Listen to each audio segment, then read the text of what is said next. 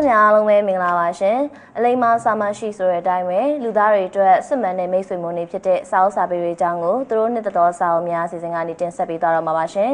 ဒီစီစဉ်ကတော့ပရိသတ်များသိရှိကြတဲ့အတိုင်းပါပဲပြည်သူ့စစ်အမှုပညာရှင်တွေငယ်စဉ်ကလေးဘဝကနေခုချိန်ထိဆက်ဆက်လန်းလန်းဖတ်ရှုလာတဲ့စာအုပ်စာပေတွေအကြောင်းကိုမြင်မြန်တင်ဆက်ပေးနေရပဲဖြစ်ပါတယ်ဒီနေ့သူတို့နှစ်သက်သောစာအုပ်များအစီအစဉ်မှာပရိသတ်များအတွက်စာပေနဲ့ပတ်သက်တဲ့အကြောင်းအရာတွေကိုပါဝင်ဆွေးနွေးပေးသွားမယ့်အမှုပညာရှင်ကတော့ပရိသတ်တို့ချစ်ခင်အားပေးကြတဲ့ရုပ်ရှင်နဲ့ဗီဒီယိုသရုပ်ဆောင် Academy ကိုဖိုးကျော်ပဲဖြစ်ပါရဲ့ရှင်။ဒါကြောင့်ပရိသတ်များအားလုံးကဆက်လက်ရှုစားပေးကြပါအောင်နော်။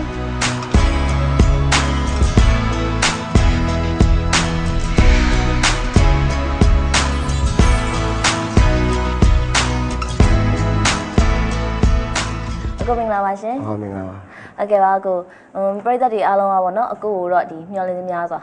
ဟုတ်ကဲ့ဒီကားနဲ့အကိုကယ်ဒမီရခဲ့တာကိုလည်းအားလုံးအမှန်တမ်းရရှိကြမယ်လို့ထင်ပါတယ်။ဒီတော့အကိုအနေနဲ့ပေါ့နော်ဒီအနုပညာခီးလန်းတွေကိုအကိုဘလို့စတင်ပြီးဝင်ရောက်ဖြစ်ခဲ့တယ်အကိုဘလို့ရှောက်လန်းခဲ့တယ်ဆိုတာကိုပရိသတ်တွေအမှတ်တရအနေနဲ့ပြန်ပြီးတော့ပြပြပေးပါအောင်။ကျွန်တော်92လောက်မှာဟုတ်ကဲ့ကျွန်တော်အဖေကကျွန်တော်စီးရဲကားလေးရောင်းပြီးတော့ကျွန်တော်ပို့စပြီးတော့သူနဲ့ပြုစုပြောထောင်ပေးခဲ့တယ်။ဟုတ်ကဲ့အနုပညာပို့ပေါ့tiêuဆောင်ခြင်း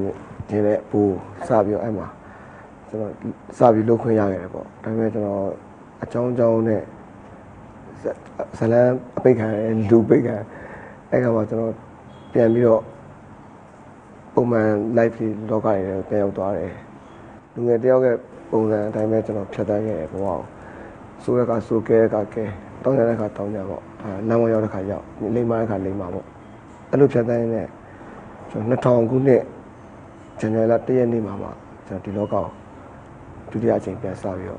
့ဝင်ခဲ့တာပါဟုတ်ကဲ့ဒါဆိုရင်အကိုအနေနဲ့ပေါ့နော်အကိုရှောက်လန်းလာခဲ့တဲ့ဆက်ပြီးတော့ရှောက်လန်းလာခဲ့တဲ့ဒီအနုပညာခီးလန်းမှာအကိုအတွက်မမေ့ရဖြစ်ခဲ့တာမျိုးတွေရောရှိလားအများကြီးပါပဲ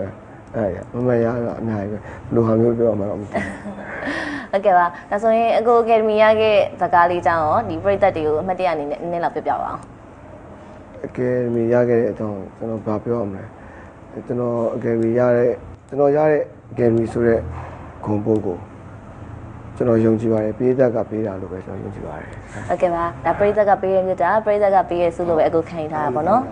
ဟုတ်ကဲ့ပါအကိုဒါဆိုရင်အကိုအနေနဲ့ပေါ့နော်ဒါဒီတရုပ်ဆောင်နေဆိုတာကအခုနကကိုပြောသွားတယ်လေတရုပ်ဆောင်ပိုးရှိရဲဆိုတော့ဒီပိုးကဒါငငယ်လေးကတည်းကရှိခဲ့တာလားဒါမှမဟုတ်အသက်အရွယ်ကြီးလာတော့မှဒါကိုယ့်ရဲ့ပတ်ဝန်းကျင်မှာမြင်နေတွေ့နေလို့အကိုဝါနာပါသွားတာမျိုးလားမဟုတ်ဘူးကျွန်တော်တင်တယ်ငငယ်လေးတည်းရှိနေဘာကြောင့်လဲဆိုတော့ကျွန်တော်အဖေကအရင်တော့ပေါ့music နဲ့ပတ်သက်တဲ့လုပ်ငန်းလုပ်တယ်ပေါ့နော်။ဒါပေမဲ့ကျွန်တော်အဲ့လုပ်တဲ့ကိုကျွန်တော်စိတ်မဝင်စားဘူး။ကျွန်တော်အချင်းချင်းခါကအဖေနေရာတွေချတယ်။ဒါပေမဲ့ကျွန်တော်အဆင်မပြေဘူး။အဆင်မပြေတော့ကျွန်တော်မလုပ်ဘူး။ဒါပေမဲ့သူများအိမ်မှာ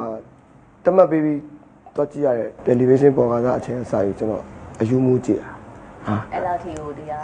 ုပ်ရှင်ပိုင်းဒီဗီဒီယိုပိုင်းကိုပို့ပြီးတော့စိတ်ဝင်စားဟုတ်တယ်အဲ့တော့ဒီတိုင်းရုပ်ရှင်ကြည့်ခြင်းကိုကြိုက်တယ်ဆိုတဲ့သဘောလောက်ပဲပေါ့ဒါပေမဲ့နည်းနည်းလေးလုပ်ခွင့်ရတဲ့အချိန်မှာပိုးကတော်တော်ရင့်နေပြီသူကအဲ့လိုဖြစ်နေဟုတ်ကဲ့ပါဒါဆိုရင်အကိုငယ်တုန်းကဆွဆွမြေလုပ်ခဲ့တဲ့ဝါသနာကဒီအကိုပြောဒီတရုပ်ဆောင်ပိုင်းအပြင်ရောတခြားဘယ်လိုဝါသနာမျိုးတွေရှိခဲ့သေးလဲကို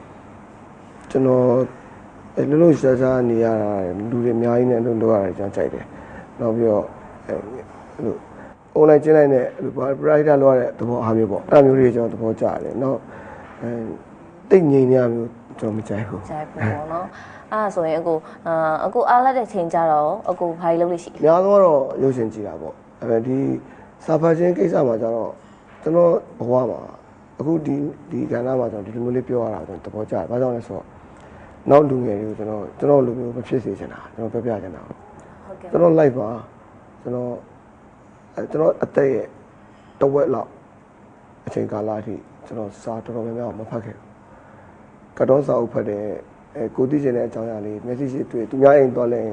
ဒီဘက်ကစာအုပ်ကိုခဏလေးလှမ်းဖတ်လို့ဒီလောက်ပဲ။ခေါင်းထဲမှာစာဖတ်ခြင်းကကောင်းတယ်လို့ကျွန်တော်မသိခဲ့ဘူး။နောက်ပြီးတော့ကျွန်တော်ပြင်းတယ်စာဖတ်မှာ။အသက်ပိုင်းခြားတစ်ခုကိုကြော်လာခဲ့ပြီးနောက်ပိုင်းမှာတော့ကျွန်တော်စာပေရနေရလာတဲ့အကျိုးကျေးဇူးတွေအတ္တိတရားတွေအဲ့ဒါတွေကတချို့ကျောင်းမှာစာသင်လို့ရတဲ့ဟာမျိုးတွေကစာအုပ်ထဲမှာမရှိဘူးစာအုပ်ထဲမှာရတဲ့ဟာတွေကစာအုပ်ထဲကနေရတဲ့အတ္တိတရားအကျိုးကျေးဇူးတွေက လမ်းပေါ်မှာမရှိဘူးအဲ့လိုမျိုးတွေပေါ့နေရာဆုံးမှာရှိတဲ့ခါလေးကျွန်တော်တည်ကျင်လာတဲ့ခါမှာစာဖတ်ခြင်းကနေကျွန်တော်ရတယ်ကျွန်တော်အတိတရားကျွန်တော်တွေးခေါ်ခြင်းအဲ့ဒါတွေအကုန်လုံးကကျွန်တော်သွားနေတဲ့လမ်းကြောင်းတွေကိုအများကြီးပြောင်းလဲပြီးစီတယ်ဆိုတော့ကျွန်တော်တည်လာတဲ့ခါမှာစာအဲ့လိုချိန်မှာစာအုပ်တွေကိုဖတ်ဖြစ်လာပေါ့အဲ့ချိန်မှာကျွန်တော်တည်တဲ့အချိန်မှာကျွန်တော်တော်တော်နောက်ကျတယ်လို့ကျွန်တော်စစ်စားဟုတ်ကဲ့ဒါဆိုရင်အကိုပေါ့နော်ဒီလိုမျိုးစာပေရဲ့အကျိုးအပြစ်တွေပေါ့နော်အထူးသဖြင့်ဒီအကျိုးကျေးဇူးပေါ့အဲ့ဒီအကျိုးကျေးဇူးတွေကိုတိလာစေခဲ့တဲ့ဒီစာအုပ်မျိုးတွေရောဘယ်လိုစာအုပ်မျိုးတွေဖြစ်မလဲကိုများသောအားဖြင့်တော့ခံစားမှုနဲ့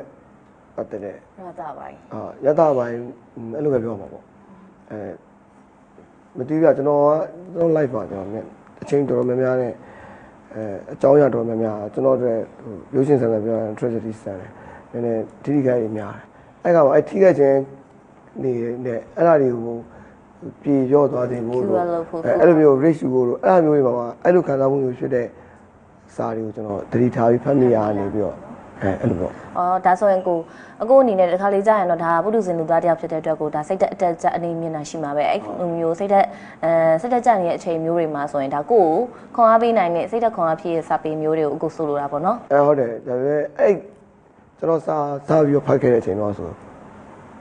ကျွန်တော်ဘယ်လိုစောင်းမျိုးဖတ်မယ်ကျွန်တော်မသိဘူးလိုက်လျှောက်မိရတယ်စောင်းဆိုင်နဲ့ဝယ်သွားပြီးတော့နာမည်လေးသဘောကျရင်ရှောက်ဝယ်ပြီးတော့ကိုနဲ့သားစကားမဖြစ်တာကြီးကလည်းအများကြီးပဲအဲ့တော့ကိုနားမလဲတဲ့အပိုင်းတွေလည်းအများကြီးပဲအသက်အရွယ်နဲ့ knowledge အရာကိုကျွန်တော်ဘယ်ဟာဖတ်တင်လဲဆိုတော့ကျွန်တော်လည်းသိရလို့ကျွန်တော်မေးရတယ်အဲ့ခါမှသူတို့ကကျွန်တော်ကိုနည်းလေ့လာပြီးတော့ကျွန်တော်ကဘယ်လိုပုံစံကျွန်တော်ဘယ်လိုကာချာရှိရဘယ်လိုစိတ်ဓာတ်ရှိရအဲ့ကျွန်တော်ရဲ့အခန်းကြီးကဘယ်လိုရှိအဲ့ပေါ်မှာအဲ့ဆိုမင်းကဘယ်လိုစောင့်မျိုးဖတ်တင်တယ်လမ်းညွှန်တော့မှကျွန်တော်အဲ့ဒါတွေဝယ်ဖတ်ဖြစ်တာဒါဆိုအကိုစ